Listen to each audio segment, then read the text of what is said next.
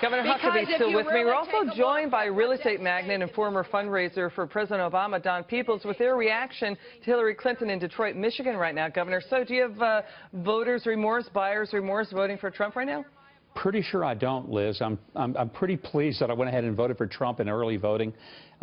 Hearing Hillary make that speech, for me, is painful because I feel like she's yelling at me. She's not talking to me, she's yelling at me, and she's yelling at America right now. And just before an election, when you're yelling at the voters, it's not a good sign. So what's your reaction? I mean, the Democrat candidate right now in Detroit, Michigan, Don, what do you think? Yeah, I think the geographic location is really interesting. That is a state that should be Democratic. It's been a dependable state for the Democrats for a while, and she had that in the win column, and now she's there now. A few days before the election, and I think that indicates that she's playing some defense as opposed to trying to expand. And so that must mean that there's some tracking polling internally telling her that she needs to be there.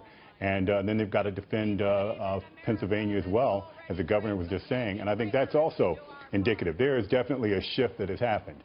And, you know, it's part because, look, I'm a Democrat, and I talk to people on both sides. And what I've seen here is there's just this frustration on both sides in terms of what the options are, and there's a lack of enthusiasm. I have not seen this in my entire lifetime, and I can remember the presidential elections since Richard Nixon. This lack of enthusiasm, the fact that after the outcome of this election, I think that half the country or more will be, unhappy. So, we're a divided country. This has been an extremely divisive campaign, heavy on attacks and short on ideas of vision for America. I think, frankly, given the difficulties that Trump has had as a political candidate, I would have expected Hillary Clinton to have expanded a lead here and maintained it. And I think that has to come from somebody who's articulating a vision for America, and what the vision is, not how bad the other person is, but how good your vision is. Yeah, Governor, Hillary Clinton has been saying, I have the better temperament, I have the steadier hand. And it's basically, her campaign has been, it seems like, riding out the clock and also attacking Donald Trump, right? So, and to Don's point, what are the policy ideas? What is her vision for America? I haven't heard one. Donald Trump has talked about draining the swamp, and he's been specific. Term limits, stopping the revolving door of people going from government to lobbying, making a lot of money, cashing in their government service. He's talked about immigration reform, real immigration reform, getting control on it, stopping unfair trade deals, cutting corporate taxes, bringing jobs. I mean, those are real policy ideas, and people are connecting to that because they know that the things that they've seen have not worked. Hillary is not giving them an emotional reason to vote for her. I said she's gone so negative.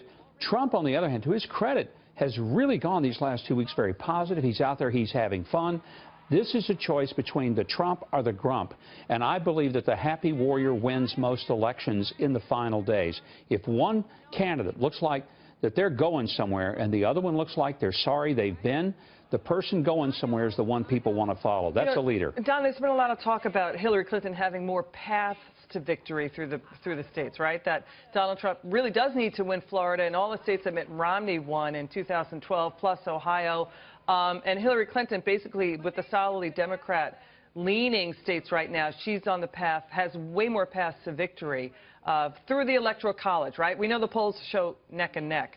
But in terms of what people do in the voting booth, they say to themselves, it's a moral choice. What is good for the family? What is good for America, right? So what do you think the Democrats will do when they go into the voting booth? Look, I think the one thing that everybody's in agreement with is no one wants politics as usual. I think that the vast majority of people on both sides of the aisle want change.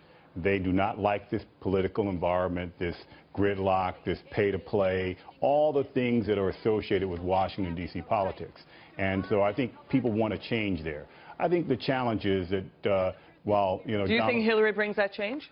I don't think that a person who has been in politics since the 1980s, in national politics since 1992, is a step forward for change. So the question is a change that's being offered by Trump acceptable? The business community's a bit is concerned, and I think we're seeing it right now with the stock market.